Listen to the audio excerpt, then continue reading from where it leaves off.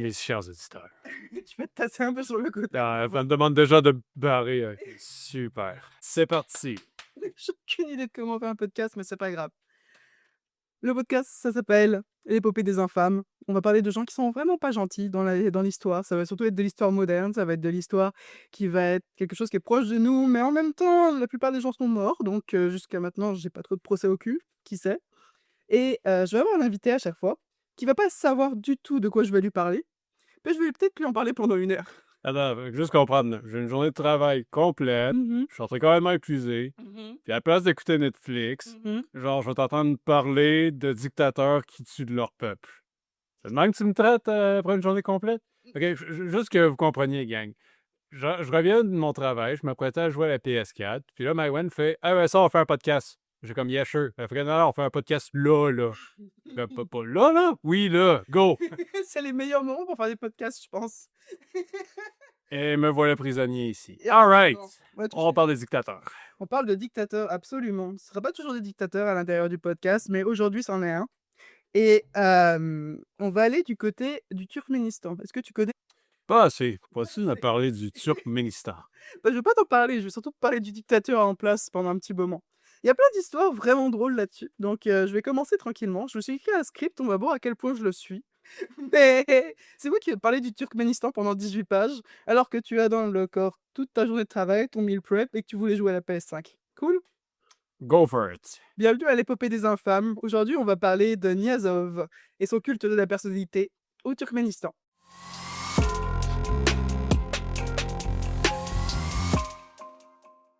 Donc, j'ai cherché un petit peu à l'intérieur des derniers tyrans de l'époque moderne et puis je me suis tournée du côté de l'ex-URSS parce que là-bas, il y en a vraiment beaucoup et pas tant connus finalement quand on y pense 2 minutes ou alors certains qui restent dans des endroits tellement lointains pour les occidentaux que nous sommes, qu'on n'y fait pas vraiment attention alors qu'ils font des choses absolument horribles ou un petit peu bizarres.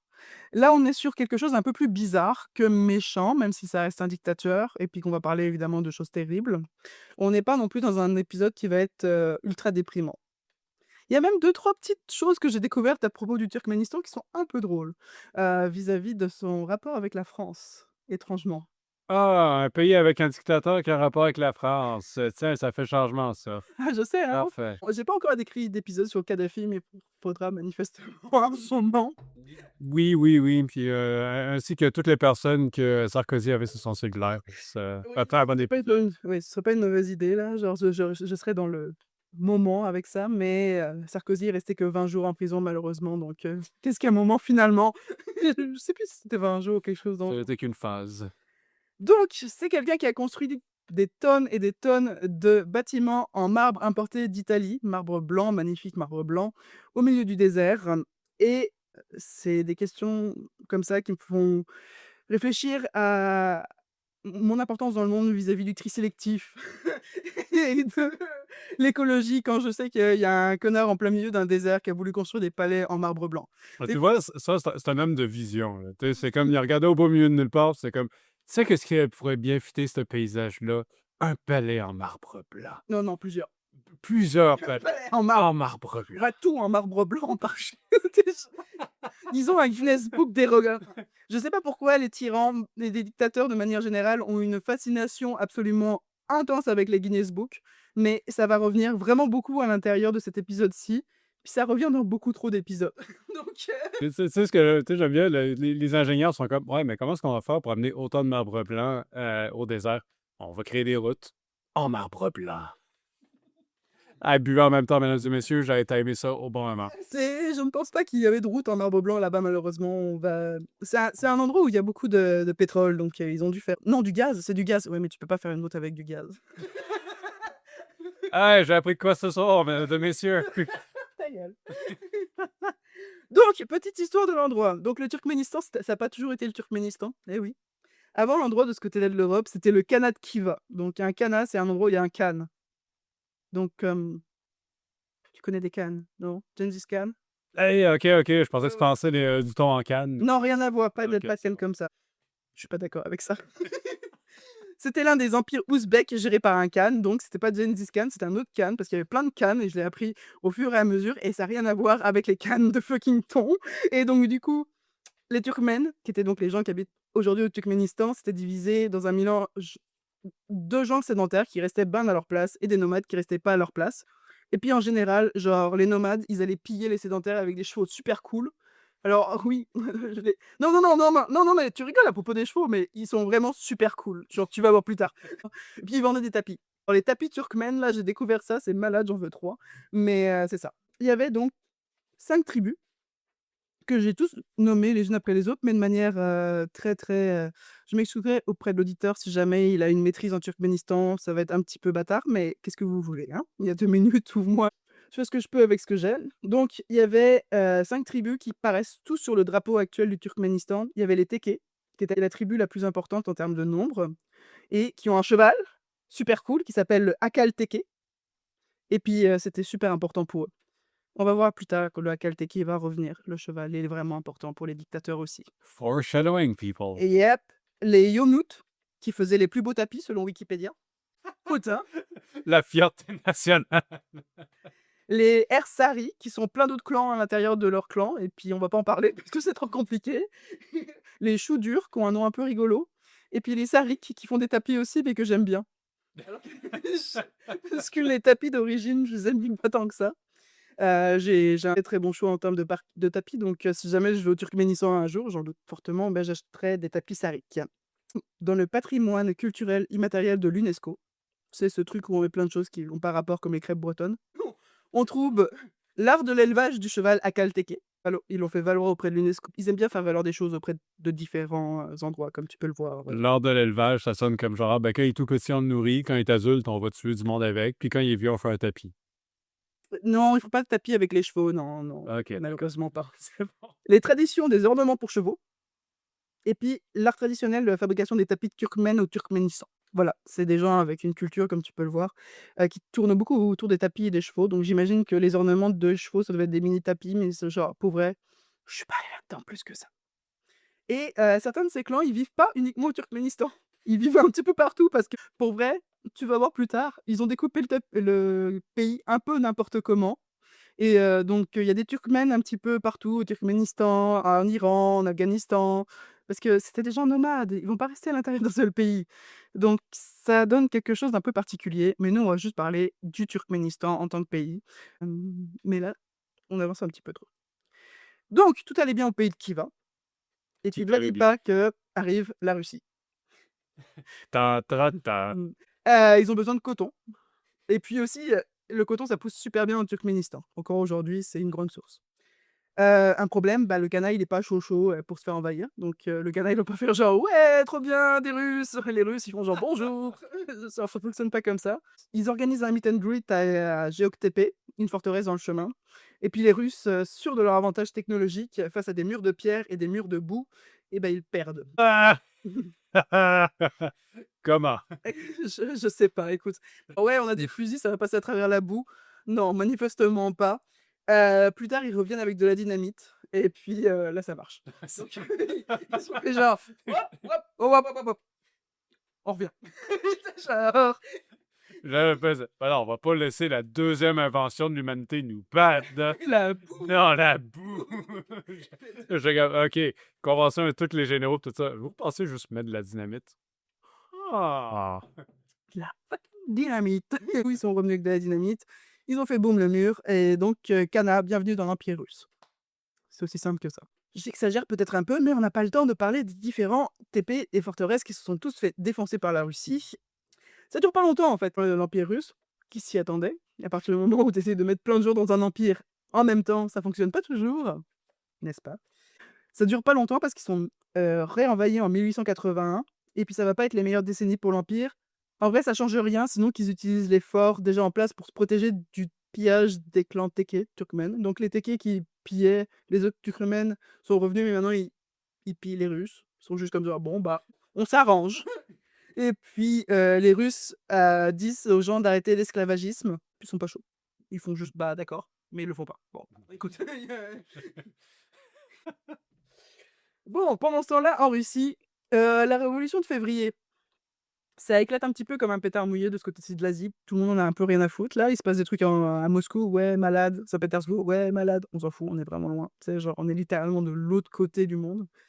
Et puis, le Ghana redevient indépendant pendant un moment. Et puis, c'est le chaos. Il y a des assassinats de Cannes partout. Et puis, c'est dramatique et tout. Et puis là, il y a l'armée rouge qui arrive un petit peu au banquet, tu vois. Et cette fois-ci, ils sont arrivés préparés avec plus de dynamique. C'est ça, ils étaient comme genre, vous savez ce qui est rouge? La dynamite. On va s'assurer que vous ne faisiez plus rien en bout dans votre pays. Yeah! Plus rien, plus de boue, plus de pierre, plus de que dalle. Juste de coton. Le 26 avril 1920, la République soviétique populaire kormézienne, franchement, genre, c'est koreznienne. Koreznienne. Bref. On dirait qu'il y avait un trip durant cette période de genre plus de mots que tu mets dans ta république, le mieux que ça sonne. C'est ça exactement. Donc la République soviétique populaire korezmienne est proclamée et intégrée au sein de la République socialiste fédérative soviétique de Russie, l'URSS. À l'automne 1924, dans le cadre des réaménagements de frontières de territoires d'Asie centrale, la jeune République korémézienne disparaît, partagée entre le RSS Ouzbékistan, le RSS Turkménie et l'oblast autonome de Karakas. Essaie de le lire, toi, pour Karakalpakaskantatal. Je suis pas sûr de ce que tu viens de me dire. Non, pas vraiment. Donc, bref, un oblast autonome quelque part, dont on ne parlera plus durant le reste de l'épisode. Donc, ça commence par Kara, ça finit par Stan. Ok? Merci, chers auditeurs. En 1991, lorsque le rideau tombe, ouais, on passe directement en 1991, on n'a pas le temps. Le rideau tombe.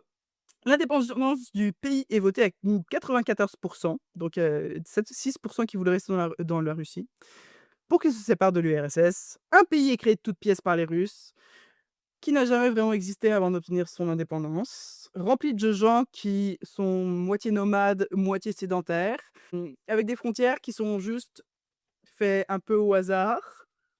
Bienvenue en Turkménistan! Ça, c'est ce qu'on appelle un mariage forcé, Marie. C'est ça. Donc, c'est là qu'on parle du connard en question. Yeah! C'est notre protagoniste. Sapar Mirat Niazov.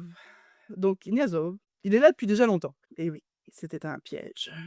Il a juste profité du bordel et puis que la Russie aussi arrête de l'emmerder. Parce que lui, il est un petit peu dans l'ego trip. Un tout petit peu. Tout petit peu. On va voir. Tout petit peu. Notre ami, non, vraiment pas notre ami, est né en 1940, le 19 février, ce qui en fait un dragon de métal dans l'astrologie chinoise. On s'en fout un peu. À l'époque, on est dans le RSS de Turkménie et puis ça va être très soviétique comme vie et comme éducation. Il est né à Kishap ou Jipiak, on sait pas, ce qui est juste à côté de la capitale du pays Ashgabat. L'histoire de son enfance est franchement floue, il y a 2 versions. Bon. L'officiel, c'est que Papa Sapar, mon Dieu, c'est drôle à dire, est mort sur les lignes de 14-18, tu sais, pour la Russie. Et puis le deuxième, c'est que Papa Sapar, s'est fait choper à déserter et puis il s'est fait fusiller. Donc, Ah ouais! il y a 2 versions, on va savoir c'est laquelle. Ah ouais! De base, trouver des informations sur son enfance, c'est pas super évident, hein.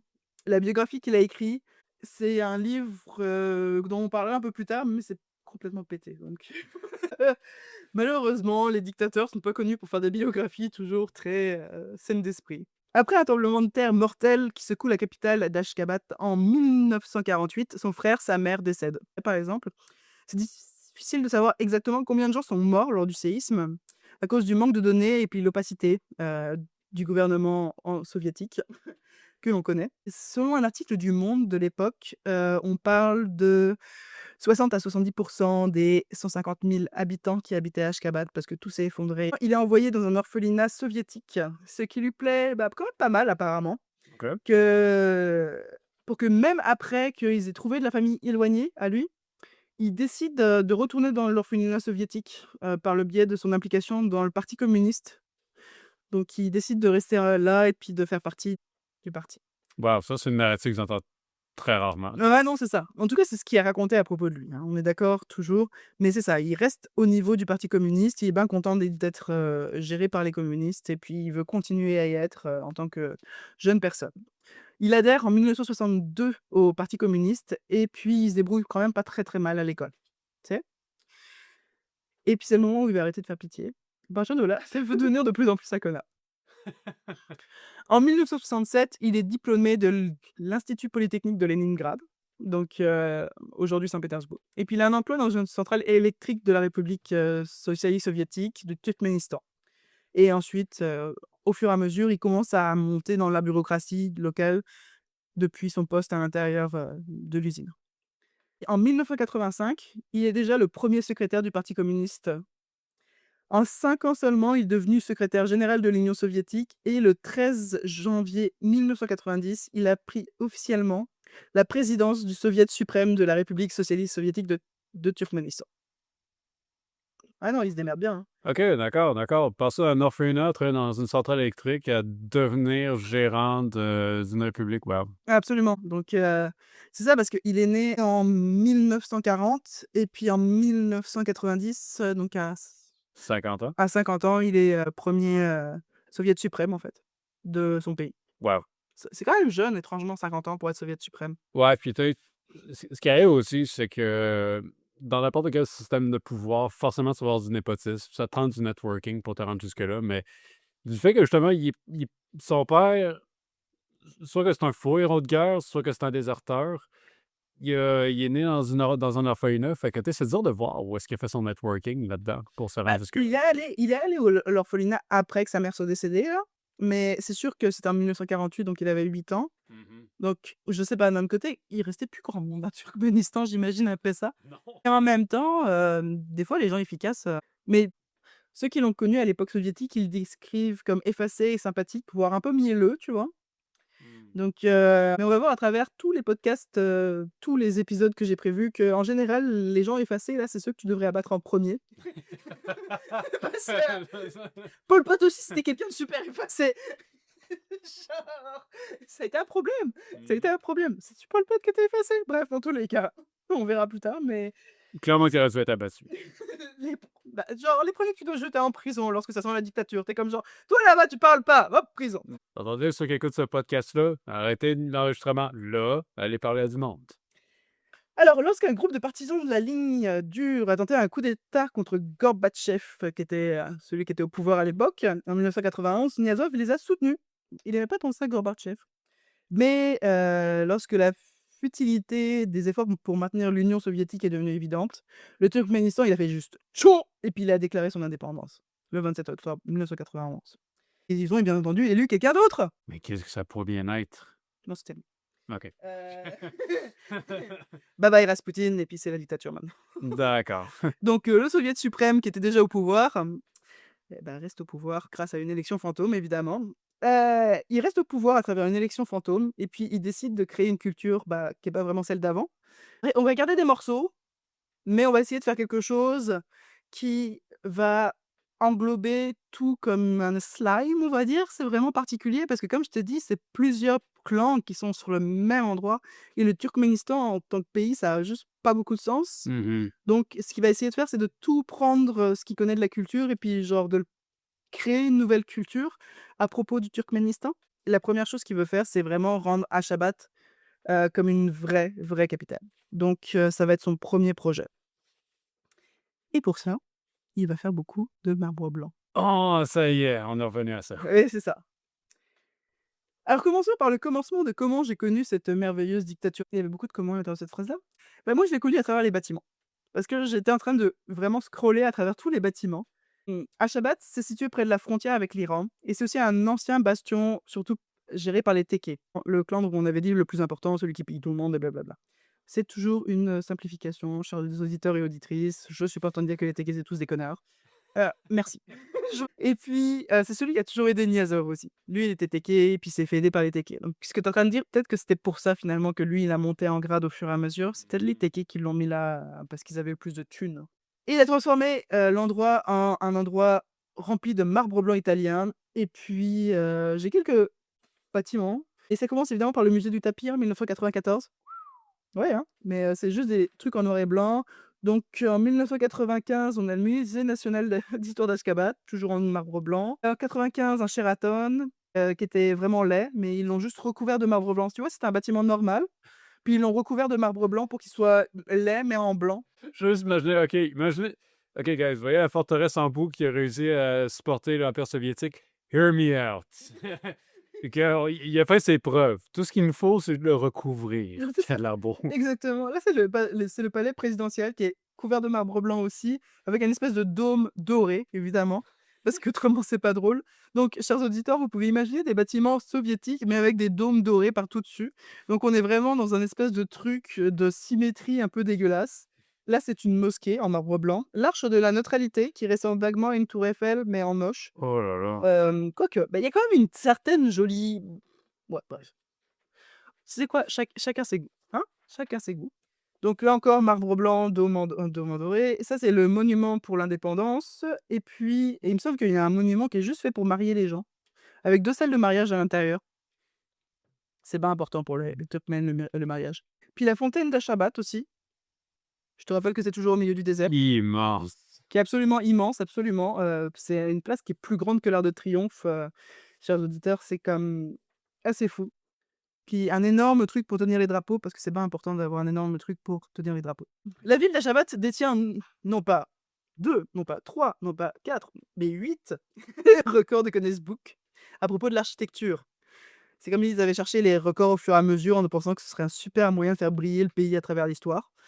Mais le Guinness Book des records, je suis désolé de leur dire qu'à part les élèves de primaire, il y a personne qui lit ça pour vrai, mais Vraiment, vraiment. Si toute votre technique de marketing repose sur le Guinness Book, je vous dis, c'est all smoke and mirror. exactement.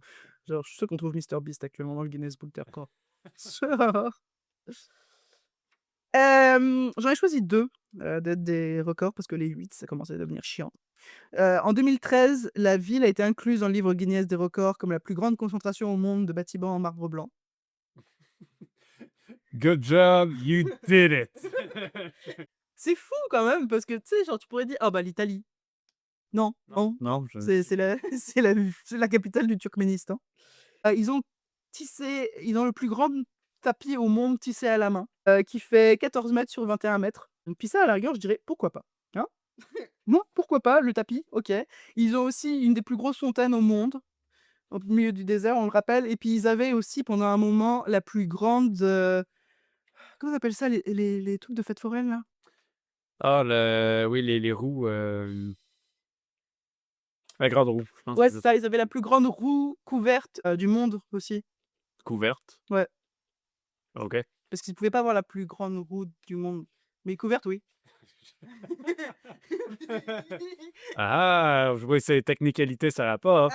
Ah ah! Il y a un bâtiment que j'ai laissé de côté pour des raisons dramatiques.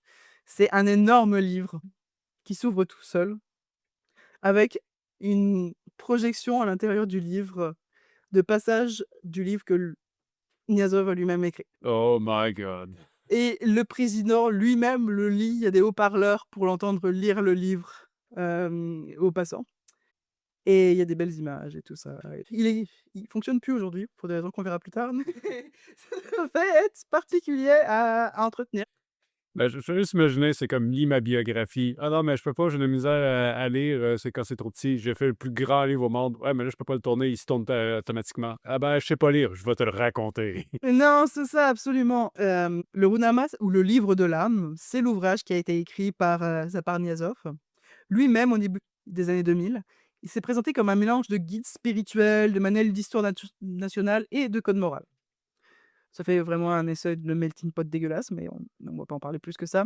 Donc c'était pour redéfinir l'identité turkmène à travers sa vision. En pratique, c'était une réécriture de l'histoire qui plaçait Niazov au centre de la grandeur du pays. Donc c'était Niazov qui arrivait et puis qui sauvait l'enfant et la veuve. Bah, si jamais il avait été là plus tôt, il aurait pu empêcher le tremblement de terre, j'imagine.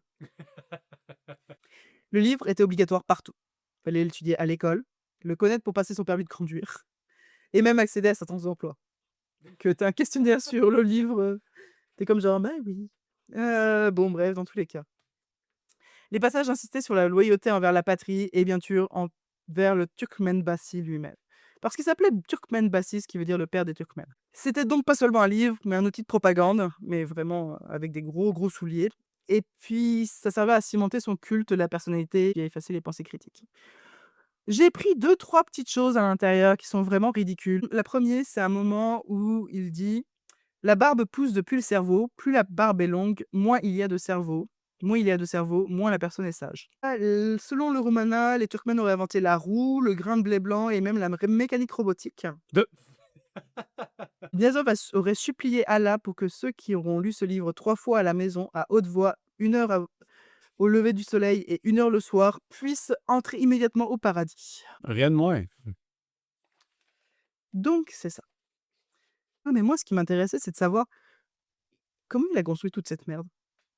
C'est vraiment la question, hein?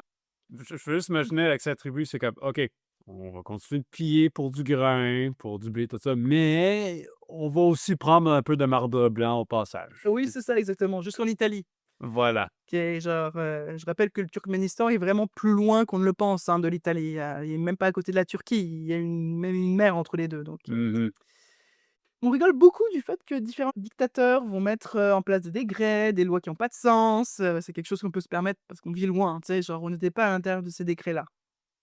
Et la réalité quotidienne d'une personne vivant dans ce pays, c'est assez terrible. Dès que la personne en question n'a pas de lien avec le gouvernement en place.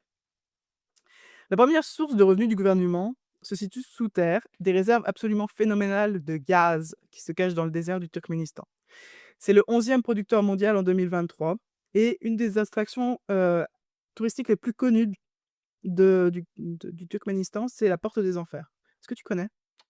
Ça me dit quelque chose, c'est pas un échappement de gaz qui est Oui, constamment en feu? ouais, c'est ça. C'est au Turkménistan. Wow! Ouais, c'est là-bas. Wow! Et puis c'est un cratère qui a été créé. C'est même pas quelque chose qui est naturel. Non, non, c'est juste les Soviétiques qui ont merdé. Les Soviétiques ont créé la porte de l'enfer. Je trouve ça très poétique. Ouais, c'est un cratère créé par les Soviétiques qui ont foré au mauvais endroit. La Terre s'est effondrée sous eux en emportant l'appareil de forage et libérant une quantité intense de méthane. Comme les gens de 1971, ils savaient pas trop quoi faire avec ça, ils ont juste craqué une allumette et l'ont lancé dans le trou. Et depuis ce temps. Et puis ça brûle encore. Et ils cherchent à éteindre le truc depuis 50 ans, mais ils n'y arrivent pas. Donc du coup, parce que c'est trop friable sur les côtés, tu sais. Et en plus, c'est un désastre pour l'environnement. C'est du méthane qui brûle en continu Depuis depuis 50 ans. 50 ans. Mais bon, malgré la fuite, ils en ont quand même encore beaucoup, là. Ils s'enrichissent en vendant leurs ressources et utilisent cet argent-là, évidemment, pour construire la capitale. Les statues, les grandes roues intérieures, les stades de sport géants. Par contre, ils ont fermé tous les hôpitaux, sauf celui de la capitale. OK. Parce que Niazov, il a dit que si jamais ils avaient besoin de se faire soigner, ils avaient qu'à venir à Ashtabat. Vas-y. Chers auditeurs, vous regarderez la taille du Turkménistan sur une carte. Si jamais tu es sur un coin de l'endroit, tu as plus de chances d'aller en Iran pour te faire soigner finalement. Ah oui, et puis les bibliothèques aussi, il les a fermées, ça sert à rien. Il y a qu'un seul livre qui est intéressant et c'est le sien. Et puis, les écoles ont également été sous-financées, voire fermées. Si jamais elles apprenaient l'ouzbek ou le russe, ils voulaient juste apprendre le turkmène. Ouh, OK. Donc t'as pas intérêt à parler une autre langue. Avant, il y avait... Ça, c'est drôle parce que, tu vois, dans les soviétiques, hein, bon, ils ont ouvert la porte de l'enfer. Mais il y avait un truc qui allait bien au Turkménistan, c'est parce que il y avait une sorte de filet de sécurité sociale parce que l'argent qu'ils gagnaient en vendant leur gaz, ça finançait l'eau, le gaz et l'électricité gratuite pour les gens du Turkménistan. Un peu comme ici, tu sais, genre on paye pas l'eau au Canada parce qu'on a vraiment beaucoup d'eau. Bah là-bas, comme ils avaient beaucoup d'argent, ils ont juste dit aux gens, bah vous payez pas l'électricité, ni l'eau, ni le gaz. Et tout était géré au niveau soviétique à ce niveau-là. Donc bon, hein, à défaut. C'était 250 litres d'eau par jour, tu sais, gratuit. Hmm. 50 mètres cubes de gaz par mois, donc pour vrai, c'était suffisant. Le problème, c'est qu'apparemment, le prix du gaz a baissé en 2017. Donc du coup, ils ont enlevé les avantages, ils ne les ont jamais redonnés. Officiellement, il y a 3,6% de chômage dans le pays. Et en réalité? 40%. Ouf! Selon certaines sources, à travers les ONG, des choses comme ça, c'est plus 40% de chômage. Évidemment, il y a beaucoup de gens qui sont, tu sais, genre, pas pris en compte à l'intérieur. Peut-être qu'en ville, oui, il va y avoir 3,6, mais en campagne, on ne sait pas trop quoi. Et on parle d'une population qui était autrefois nomade, qui est obligée de devenir sédentaire par l'URSS dans une terre pas cultivable, à part le coton. Donc, il y a pas beaucoup de travail. Non, non. Puis déjà qu'il n'y a pas grand-chose qui pousse, maintenant que tout est recouvert de marbre blanc, j'ai encore moins de choses qui poussent. J'imagine juste recouvrir l'entièreté du désert de marbre blanc. Imagine s'ils avaient accès à une vraie source de marbre blanc, à quel point ils seraient dans la merde, le pays. C'est quand tu joues à Minecraft puis t'as juste un type de cube puis tu sais pas quoi faire du reste de ton après-midi. Là. Euh, Donc, malgré les problèmes qu'un régime totalitaire apporte, la population ne se considérait pas particulièrement malheureuse sous le règne de Niazov, particulièrement parce que je pense qu'ils s'en foutaient de qui était à la tête du pays, en vrai. Genre, si on regarde tous les documentaires de l'époque et puis les différents articles, la gratuité des ressources essentielles, bah, ça aide beaucoup à apprécier la personne qui est au pouvoir, tu sais. Ça fait vraiment justement ce côté Turkmenbashi, le père du peuple, il paye pour nous, et ainsi de suite. Par contre, il faut prendre avec un énorme grain de sel ce qui transparaît de la situation du pays à l'époque et puis encore aujourd'hui, parce que j'ai regardé pas mal de YouTube Voyage et tu sais, ils disent tous la même chose, ils croisent toujours les mêmes trucs. C'est assez fou, en fait, parce qu'en Corée du Nord, tu sais que tu es sur un parcours balisé et Yes Theory, qui est une chaîne populaire qui est passée au Turkménistan et qui a réussi à se faire inviter à un mariage.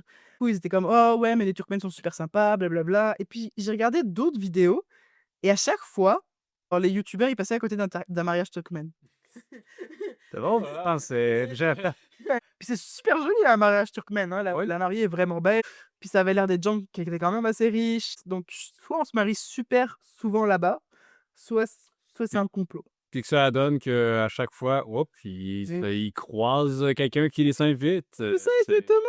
Ils ont aucun intérêt à pas montrer aux quelques parce qu'il y a pas des tonnes, tu sais, de touristes là-bas, aux quelques touristes qui sont super gentils. Sauf quand ils ont des caméras. Bah ouais, en plus! Donc du coup, je préfère croire que c'est un complot. Et que à chaque fois, ils sont obligés d'organiser un mariage et puis d'inviter les personnes au mariage si jamais ils sont dans le coin. T'imagines quand t'es YouTuber, que t'as pas beaucoup d'estime de toi, quand tu dis qu'un pays organise un mariage juste pour ta venue, là, ça, c'est... Ça doit être ouais, tu raison, hein. hmm. Bah oui, mais dans les dictatures, en plus, ils sont vraiment comme ça, hein, ils font vraiment semblant. Et puis faut être intelligent parce que la Corée du Nord, elle s'en fout, mais le Turkménistan, je pense qu'ils essayent de passer pour des gens vraiment le fun. Ou on organise les jeux olympiques, ou on a du marbre blanc, mais c'est ça. Si jamais on regarde du côté des prisons, c'est rarement visité par les youtubeurs, on trouve un taux absolument anormal de prisonniers par nombre d'habitants. À la mort de Niazov, on parlait de 228 par 100 000 habitants, mais durant son règne, la moyenne était de 410 pour 120 000 habitants. Donc au Canada, c'est 115 prisonniers pour 100 000 habitants, donc on parle de double de ça, voire triple, voire quadruple de ça. Mhm. Donc c'est pas normal. Hem, la plupart des motifs d'arrestation, bah, sont complètement bidons, hein, en particulier pour les journalistes, tu bien, qui sont emprisonnés pendant des années, les journalistes régulièrement pour des raisons de non-remboursement de prêts, alors que ils ont pris des photos qu'il fallait pas. Là, c'est un truc que j'ai découvert, mais tellement par hasard, parce que je suis allée creuser un peu plus. J'étais comme genre: «OK, ils construisent des bâtiments. C'est une tout jeune pays. Comment ils sont capables d'avoir la main-d'œuvre pour pouvoir construire ces bâtiments-là?» Mais surtout le savoir. On t'apprend pas du jour au lendemain à construire genre des palais immenses ou alors à construire des énormes gratte-ciel, tu sais? Que ce soit par exemple à Dubaï ou des choses comme ça. Il y a souvent des plans qui viennent d'ailleurs, où ils sont soutenus par des gens et ainsi de suite. Et la dictature que Niazov a imposée de 1991 à 2006, c'est surtout connu sur internet pour la démesure avec laquelle il a géré les finances de son pays en construisant bien trop de conneries inutiles. Il y a Squeezie qui avait fait une vidéo là-dessus en parlant juste des conneries inutiles qu'il a construit au niveau des bâtiments en particulier. Et puis derrière, cette idée de grandeur, il y avait donc l'idée de réécrire l'histoire turkmène. Il voulait que son pays soit distinct de l'URSS et offrir des valeurs fortes avec un roman national puissant. On est vraiment dans la reconstruction d'un pays, tu vois. Bien entendu, reconstruire un pays après la guerre froide, pas évident.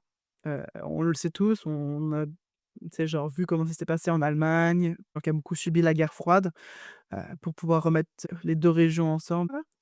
Donc construire des statues de soi-même énormes, puis dorées, c'est pas facile non plus, Priorité, n'est-ce pas? une priorité.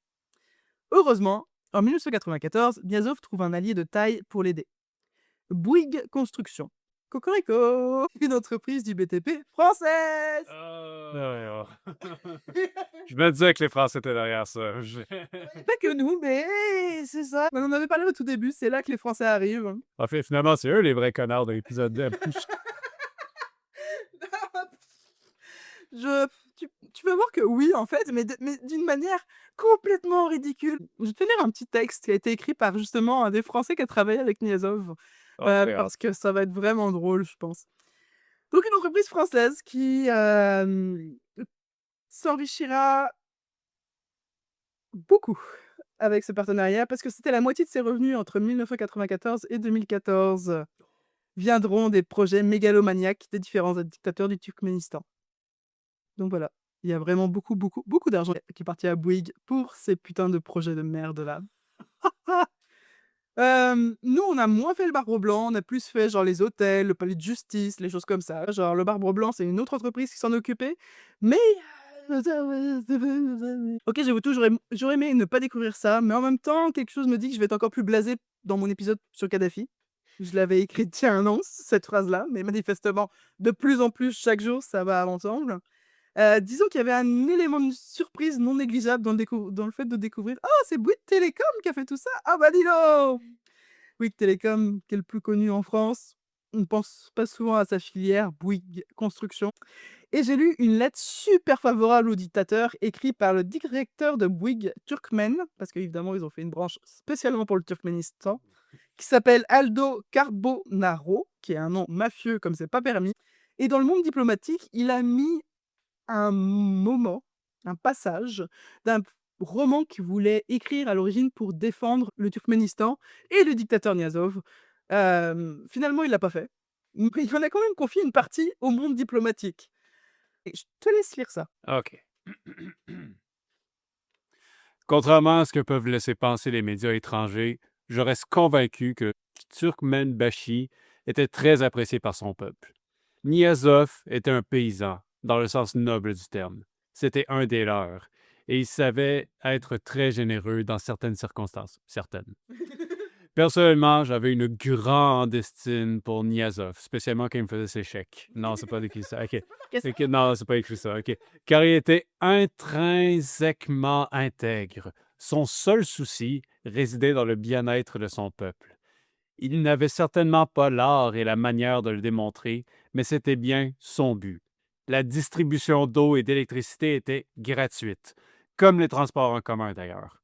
Les carburants étaient subventionnés par l'État et on faisait un plein de 70 litres avec l'équivalent de 1 euro.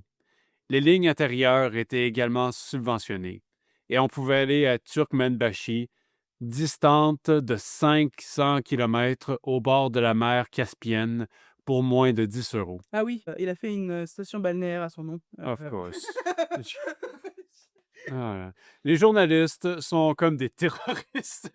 Il suffit une poignée pour mettre le monde à l'envers. Oh là là. Oui, tu comprends qu'il l'a pas publié, hein. Mais il l'a quand même envoyé au monde diplomatique, hein. Oh là là. Les mouches attirent des mouches.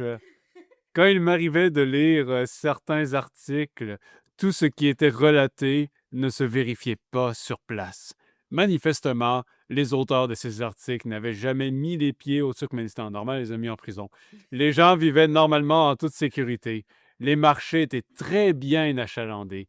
Il n'y avait pas de bidonvilles et de mendiants. Il n'y avait pas de chômage. Les restaurants et les boîtes de nuit étaient bondés. De grosses berlines allemandes commençaient à inonder les avenues.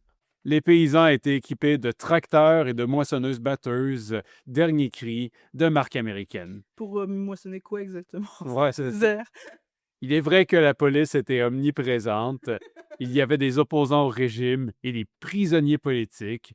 Mais quel pays du tiers-monde n'a pas d'opposants au régime en place et de prisonniers politiques? Quel pays émergent n'a pas de prisonniers politiques? C'est vrai ça? Oh là là. Certains journalistes affirmaient également que c'était l'un des pays les plus corrompus au monde. Ah! Sur ce sujet, j'étais en première ligne pour savoir que c'était totalement fallacieux.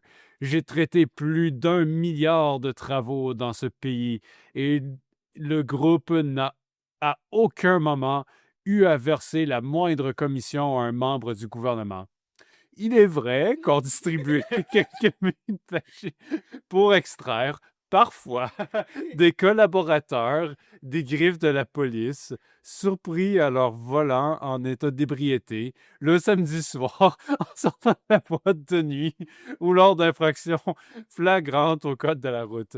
Mais c'était négligeable et la plupart du temps retenu sur la solde des contrevenants. Ça sonne vraiment comme le gars comme « Je n'ai jamais trompé ma femme. Il est vrai qu'une fois, je suis allé dans une barre de danseuses et que j'ai eu des attouchements avec une jeune femme qui avait les cheveux roux, mais c'était très circonstanciel. » Non, non, c'est ça, c'est fou. C'est comme les journalistes, c'est des connards, et puis c'est à cause d'eux qu'on a une mauvaise réputation. Bon, c'est vrai qu'il y a la police partout, et puis qu'on peut donner un pot de vent aux gens pour sortir de mauvaises situations. Mais c'est vraiment pas quelqu'un de corrompu, franchement, je vois pas de quoi vous parlez. Et je suis comme, mec, genre, y a rien qui va dans ce texte-là. Pensez que lui aussi est invité à un mariage? Ah, probablement que oui, hein, parce que les boîtes de nuit étaient remplies de gens. Et C'est puis, c'est quand même drôle parce que n'importe qui en Corée du Nord, si jamais on va dans une boîte de nuit qu'il y a du monde, on est comme genre: «OK, bah, c'est des gens qui ont été invités là par le parti». oui, oui. Mais personne se pose cette question-là au Turkménistan, ils sont tous genre: «Oh bah là, il y avait du monde!» Ah ben, toute cette marbre blanche, j'imagine que ça va être en abondance ici.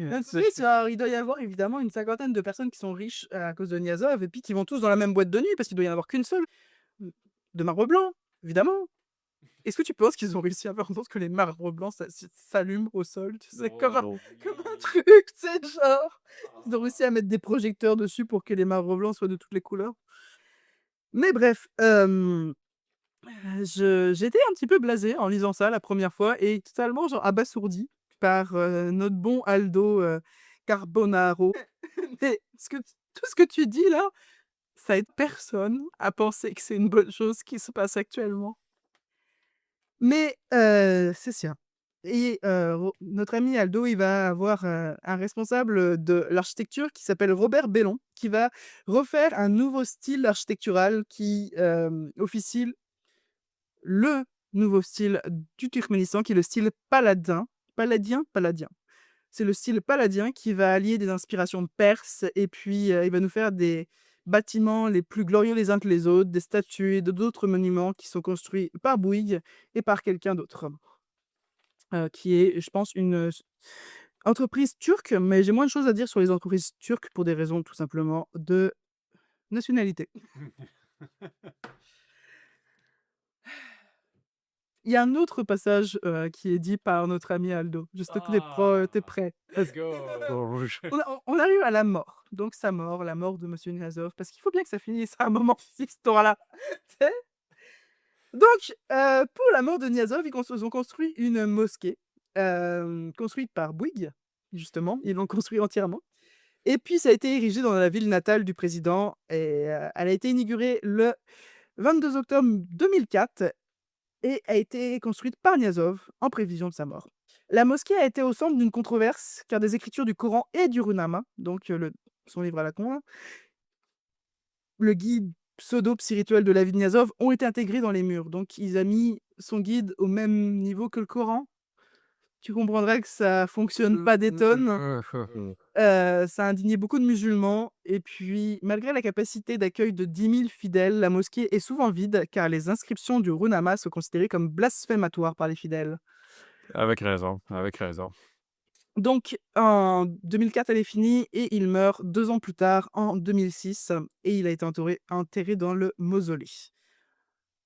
J'ai, pour finir cette histoire, avant la conclusion, une dernière, magnifique, passage de Aldo Carbonaro que je ne pensais pas pouvoir, être pire que ce que je savais déjà. Mais si, c'était pire. Je te laisse lire, la suite de cette histoire-là. Ah, super. Le président est mort cette nuit. Et avant de mourir, il m'a demandé que ce soit Bouygues qui s'occupe de ses obsèques. Il faut trouver un cercueil de présentation avec 2 couvercles, un vitré et un en bois. Demande à Andrea Carciosi de nous envoyer en urgence un sculpteur pour terminer de graver la pierre tombale. Tiens-moi au courant. Comme il restait plus d'une centaine d'expatriés pour les fêter, je voulais leur faire une surprise en leur apportant des huîtres pour le réveillon. Oh, qu'ils apprécieraient plus que le caviar. Une denrée courante et bon marché à Ashgabat. Jean-Luc Vernet était chargé de les acheter. Mais quand, au seuil de l'avion Ginsburg, prit conscience de la quantité de bourriches, il me dit que cela ne passerait pas inaperçu auprès des douaniers à Ashgabat. Et on décida de tout mettre dans le cercueil. Oh! Oh! Oh là là! Oh là là! Les bourrages d'huile dans le fucking cercueil! Oh là! Ah non! Ah là! Ah non, mais t'imagines, Mais tu sais, je je sais pas dans les... s'il est mort cette personne-là, mais genre pour vrai, je veux le croiser à un moment dans ma vie. Ah non, mais tu sais, tu penses aux films d'archéologie comme Indiana Jones puis tout ça, parce que c'est quand il faut qu'on trouve la tombe de Toutankhamon pour trouver les trésors ancestraux. T'imagines, genre, une quête pour trouver sa tombe, fait trouver genre des huîtres qui ont fait pourri pendant des décennies. T'imagines, ils ont oublié une huître au fond du cercueil, puis ça a pué. Et quand les gens passaient à côté du cercueil, ils étaient comme genre. Ouais. Fait que tu fais juste imaginer une mosquée qui non seulement détecte blasphématoire, mais encore plus qui pue l'huile, tu sais, genre depuis des décennies. Une mosquée blasphématoire. On est comme genre, ouais, ça sent mauvais parce qu'il a blasphémé le Coran. Et puis les gens sont comme, non, non, c'est les huîtres. Ah. Oh là là. Ah oui, non, la phrase de fin, là, genre, ouf. Pour faire passer les huîtres auprès des douaniers à Ashgabat, ils l'ont mis dans le cercueil. C'était toute une époque, hein. Ouah. Voilà. Donc, ah, on est sur la conclusion. Merci beaucoup pour ton temps, d'ailleurs. La question qu'on se pose toujours avec ce genre de gouvernement, c'est pourquoi la population, elle se rebelle pas?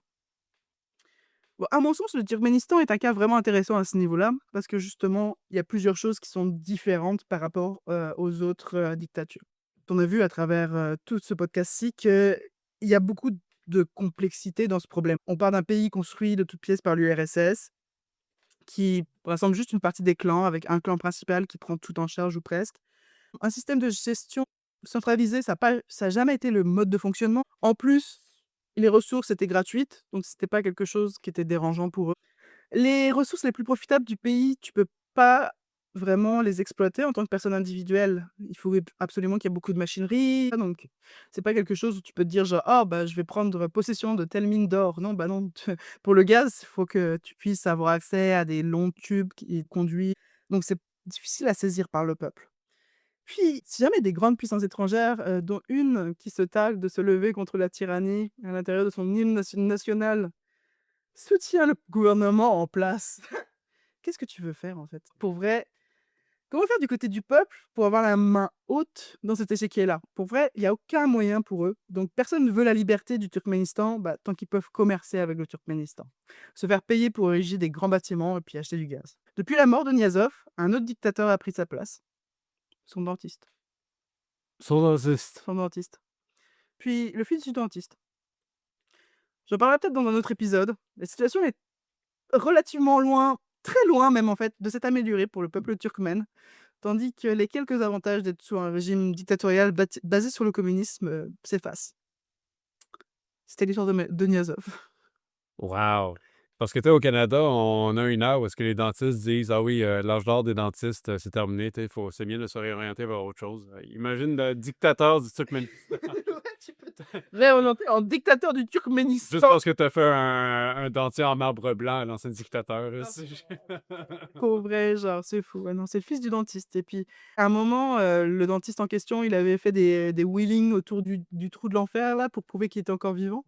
J J'étais comme: «Mais qu'est-ce qui se passe là-bas? Mais qu'est-ce qui se passe? Juste pour je drift avec le diable, let's go. Mon Dieu!» Mais tu vois, pour revenir à ce qu'on parlait justement de la création du Turkménistan, j'avais un de mes anciens collègues de travail qui venait du Cameroun en Afrique. Ouais. Puis il me disait justement que le gros problème, c'est qu'il n'y a pas moyen d'avoir de fierté nationale, là, parce que le Cameroun, essentiellement, c'était une frontière de 3 royaumes africains différents qui s'haïssaient, qui se faisaient tout le temps la guerre.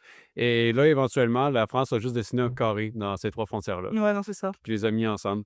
Et le problème, c'est que c'est un pays extrêmement corrompu, mais personne se sent outré de dire mon pays est corrompu parce que ça tout semble artificiel. Oui. Et Hein. J'ai pas de rapport avec mon voisin, j'ai pas de rapport, ce drapeau-là me dit absolument rien. Alors que le dictateur en place est corrompu à finir, ben, pourquoi on se soulèverait? Non, c'est ça, exactement.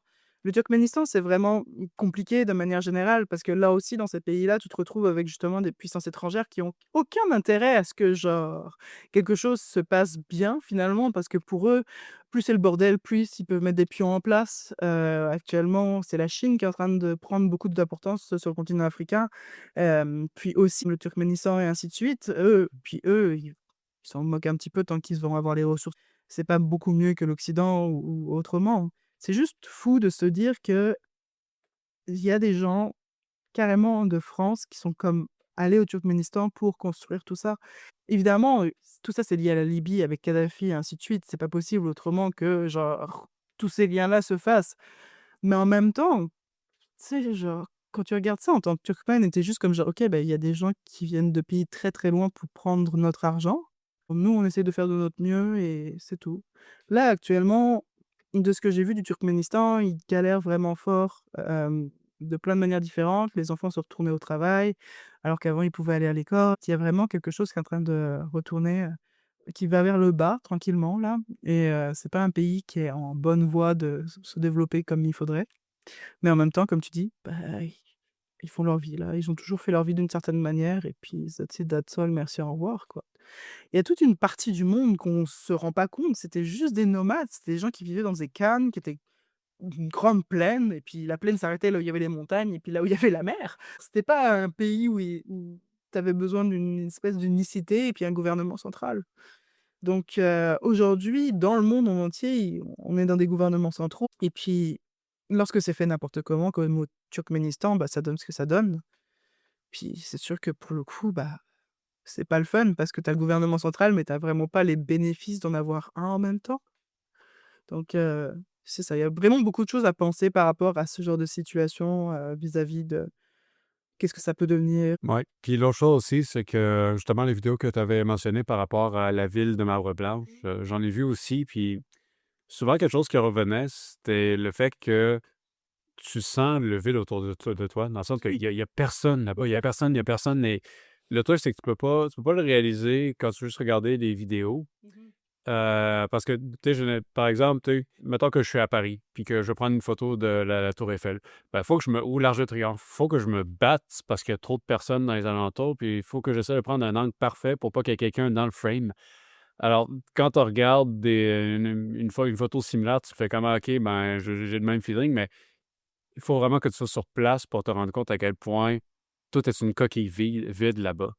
Non, c'est fou parce que quand j'ai vu les youtubeurs, c'est comme les trucs qui étaient visités, c'était les vieux trucs perses qui étaient super intéressants, tu sais? Même les tépées, donc les anciennes forteresses de boue et de pierre, sont super intéressants au niveau de la manière dont ils ont été construits et encore aujourd'hui, il y a des fouilles qui se font là-dessus dans certains pays, pas le Turkménistan, mais d'autres et on découvre plein de choses par rapport à la manière dont ça a été construit et pourquoi ça a survécu jusqu'à, tu sais, bah, jusqu'en 1920. C'est des trucs qui sont là depuis presque 1000 ans, tu sais? Pour vrai, il suffisait de savoir comment les construire et puis, de bien les défendre. Mais en même temps, tout ce qui a été construit depuis, bah, 1991-1995 à l'intérieur du Turkménistan, c'est censé rester là pendant un long moment, mais en effet, personne ne les utilise. Exact. Puis tu vois, ça fait beaucoup penser à un personnage fictif que j'avais eu dans un livre de science-fiction qui s'appelait Perturabo. Puis, dans le fond, lui, il était passionné d'ingénierie, donc il aimait créer des bâtiments, puis tout ça, mais il était un peu dictatorial aussi dans sa manière de penser. Puis à un moment donné, sa sœur l'a confronté pour lui demander, ben, est-ce que tu crées des villes pour que les gens puissent vivre dedans, ou tu fais vivre des gens dans tes villes juste pour que ça continue de rouler, pour ainsi dire? Et tu sens vraiment que c'est une grande ville surréaliste et inhabitable en même temps. Mmh. C'est complètement surréel de voir ça. Il y a aucune touche humaine, aucun attachement humain. Ça reflète beaucoup un peu la situation de ce Mmh. pays-là, malheureusement. Mais c'est ça, mais lorsque c'est ces gens-là, en général, qui sont quand même pas mal centrés sur eux-mêmes, qui construisent des villes, c'est sûr que ça donne quelque chose de particulier. Que ce soit le cardinal de Richelieu qui avait essayé de construire une ville à son image qui était particulièrement terrible, ou alors OK, m'attaquez pas s'il vous plaît. Walt Disney qui a essayé de construire une ville lui aussi, Ouais. puis qui a f ça a pas fonctionné des tonnes son affaire. Alors que des choses comme, par exemple, l'architecte, comment il s'appelle? Bah, je vais retrouver le nom et puis je le mettrai à l'intérieur du podcast. Mais il y a un architecte comme ça qui avait construit un bâtiment, il avait mis des couleurs à l'intérieur, il avait mis une garderie en haut, il avait mis une école en bas avec un dépanneur. Tu sais, genre, OK, bah, c'est un bâtiment, mais ça vit à l'intérieur parce qu'il y a ces choses-là qui permettent à la personne, vraiment, si jamais elle a des enfants, de déposer son enfant directement à la garderie, que ce soit sécuritaire parce que c'est directement dans le bâtiment. Donc la personne dont je parlais pendant ce podcast, c'était Le Corbusier. Le Corbusier qui a été quelqu'un que je connais par mon lycée était juste à côté d'un de ces bâtiments, qui malheureusement, a été un peu décrépit à travers le temps, mais c'était un bâtiment qui me fascinait par la manière dont ça avait été pensé et la manière finalement dont les gens vivaient à l'intérieur. Je fais des recherches si jamais vous voulez, c'était quelqu'un de fascinant, Le Corbusier. Donc c'est ça, il y a des gens qui réfléchissent à construire des choses plus pour eux-mêmes, plus pour une histoire de grandeur que pour les gens, pour vivre à l'intérieur. Puis oui, ça donne des villes qui sont particulièrement des villes fantômes et puis Ashgabat en est une en particulier. J'ai vu des gens y aller pour les Jeux olympiques justement et puis il y avait personne dans la rue. C'est des gens qui sont obligés d'être là, c'est obligé parce qu'ils ont autre chose à faire, parce que si jamais ils sont là, ils sont pas en train de produire et puis ils ont peut-être besoin d'aller faire des choses dans leur village. Donc c'est très, très particulier ce genre de pays-là et puis on me prend toujours la Corée du Nord comme exemple, mais à mon sens, il y en a vraiment beaucoup plus que ce qu'on ne le pense. Il y a la Birmanie aussi qui va être tout un épisode à faire. Ouais, exact. Puis, tu sais, pour revenir à cette ville-là, ben, tu sais, c'est en tout et pour tout, c'est vraiment un projet de vanité, je trouve. Oui. Et c'est une chose qui revient souvent, c'est que les projets de vanité, quand ils sont faits, sur le coup, tous les gens vont faire «Waouh! Incroyable!» Mais plus que le temps passe, plus que les gens regardent ça en disant «OK, c'était vraiment de n'importe quoi, là. C'est ça. C'était juste une folie et rien de plus». En plus, je sais même pas si c'est antibactérien le marbre blanc. C'est sur ça qu'on se quitte. Merci beaucoup tout le monde. Merci à tous d'avoir écouté ce premier épisode. Je vous retrouve d'ici un mois avec un nouvel épisode sur la lobotomie, avec un nouvel invité. Les épisodes sont actuellement encore en rodage. C'est la première fois pour moi que j'enregistre un podcast. Il y a plein de choses, je pense, à améliorer, plein de tics de langage dont je vais devoir me débarrasser. Et m'en rends bien compte à travers cet épisode-ci. Merci à tous, une dernière fois, de quand même donner sa chance à un petit épisode comme ça et puis à mon nouveau petit projet, même si ça peut être un peu intimidant pour moi. Je vous fais, des gros bisous et puis je vous dis à bientôt. Avec un peu de chance, on se retrouve pour parler de lobotomie dans pas long. Bye bye!